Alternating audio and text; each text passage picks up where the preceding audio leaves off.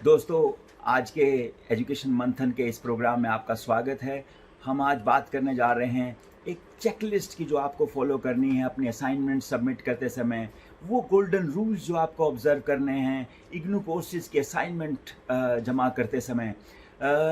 देखिए, इससे पहले हम आपका शुक्रिया अदा भी करना चाहेंगे कि आप हमारे वीडियोस को इतना लाइक कर रहे हैं, उस पर कमेंट्स करके नए नए सवाल पूछते हैं। जो आज का प्रोग्राम है वो पिछले जो हमने वीडियो बनाया था जिसमें हमने इग्नू की सक्सेस स्टोरी को डिस्कस किया, किस तरह से इग्नू 20 से 30 साल में ग्लोबल सक्सेस स्टोरी बना एजुकेशन वर्ल्ड में।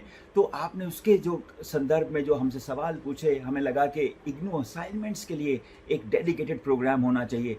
आइए उनकी हम बात करते हैं कि इग्नू असाइनमेंट को क्या क्या आपको उसकी ध्यान रखना है। सबसे पहले इम्पॉर्टेंट चेकलिस्ट का फर्स्ट पार्ट है कि follow the right source when you download the IGNOU assignment.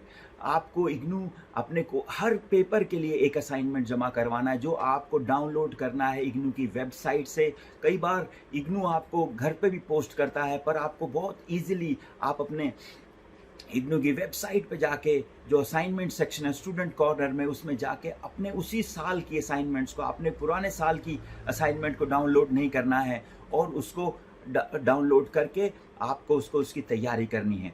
इसी संदर्भ में जो चेकलिस्ट नंबर 2 है वो है कि follow all the instructions in the assignment. जब आप असाइनमेंट को डाउनलोड करके पढ़ते हैं तो उसके शुरू में कुछ इंस्ट्रक्शंस लिखी हुई हैं। इंस्ट्रक्शंस देखिए, ये हैं कि आपको वो किस पेज पे लिखना है, कितने नंबर ऑफ वर्ड्स में लिखना है। आप अगर उन असाइनमेंट्स की इंस्ट्रक्शन को ध्यान से पढ़ते हैं तो कोई भी आपके दिमाग में डाउट नहीं रहेगा।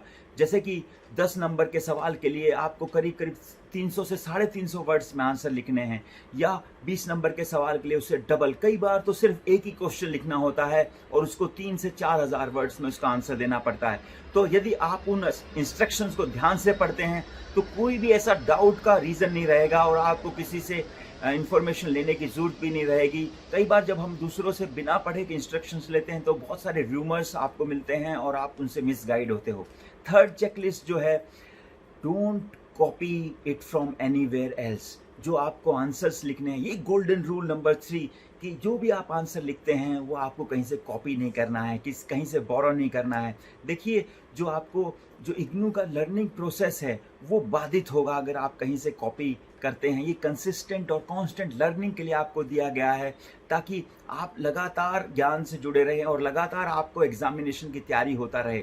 और आप देखिए कि जब आप स्टडी मटेरियल पढ़ते हैं तो अगर उसमें कुछ ऐसी बात है जो आपको समझ में नहीं आ रही है तो आप उसमें जो सजेस्टेड रीडिंग है या आप इंटरनेट से उससे जुड़े हुए कोई और संदर्भ हैं, आप उसके बारे में पढ़ सकते हैं। आप अपने कॉलीग से, आप अपने क्लासमेट से डिस्कस करके पूछ सकते हैं, या आप अपने कोर्स कोऑर्डिनेटर्स जो हैं, जो आपके स्टडी सेंटर पे काउंसलर्स हैं, या आपके जो इग्नू हेडक्वार्टर्स में टीचर्स हैं, आप उनसे भी डिस्कस कर सकते हैं। पर आपको कहीं से कॉपी नहीं करना है। देखिए, ओरिजिनल आंसर्स लिखेंगे तो आपको ज़्यादा नंबर मिलेंगे। ज़्यादा नंबर से मतलब है कि जो आपको 30% वेटेज है वो आपको उसमें से ज़्यादा नंबर लेना है ताकि आपकी ओवरऑल एकेडमिक परफॉर्मेंस ज़्यादा हो। तो कॉपी करने से कई बार तो उसका UFM अनफेयर मीन्स केसेस भी बनता है और आपको उसको पिनलाइज किया जा सकता है। आप ये ध्यान रखिए कि आपके आंसर्स ओरिजिनल हों।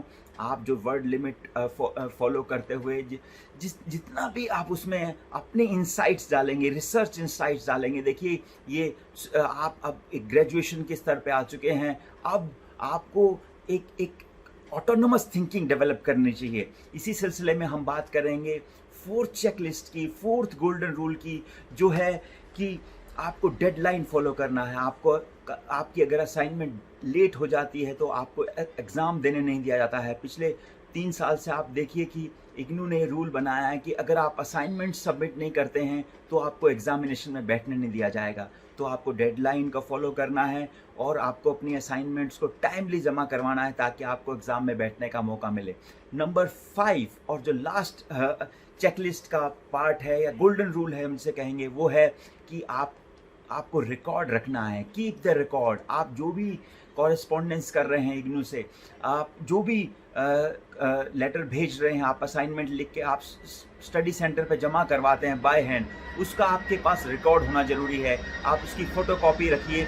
आप उसमें जो आप फॉर एग्जांपल आप कोविड-19 के लॉकडाउन के लिए इग्नू ने जो एक रिलैक्सेशन दिया है कि आप ईमेल कर सकते हैं, आप हैंड रिटन असाइनमेंट्स किसी भी पेपर पे A4 साइज़ के पेपर पे लिख के आप उसे स्कैन करके आप अपने रीजनल सेंटर को भेज सकते हैं। तो वो आपको रिकॉर्ड रखना है, आपको ईमेल का या आपकी कॉरेस्पॉन्डेंस का यदि आप रिकॉर्ड रखते हैं तो क्योंकि एक इग्नू 3 टियर सिस्टम है, कई बार डिस्पैच डिलेज होते हैं या डिस्पैच में आपकी असाइनमेंट कई बार गुम भी हो जाती है क्योंकि आपकी स्टडी सेंटर से वो रीजनल सेंटर आता है, रीजनल सेंटर से रिकॉर्ड जो है हेडक्वार्टर्स पे आते हैं। तो वो अगर मान लीजिए कोई ऐसी बात होती है तो आपके पास रिकॉर्ड होगा तो हम उस पे जल्दी से एक्शन लेके आपके असाइनमेंट्स को रीवैल्यूएट करके आपके मार्क्स को दोबारा से आपके एंटर करा जा सकता है। तो आप इन चेकलिस्ट का फॉलो करिए और अपनी कोर्सेज की जो 100% सक्सेस है उसको इंश्योर करिए। हम इसी तरह से आपसे जुड़ते रहेंगे और आपकी कोर्सेज की सफलता को इंश्योर करते रहेंगे। आपका बहुत बहुत धन्यवाद।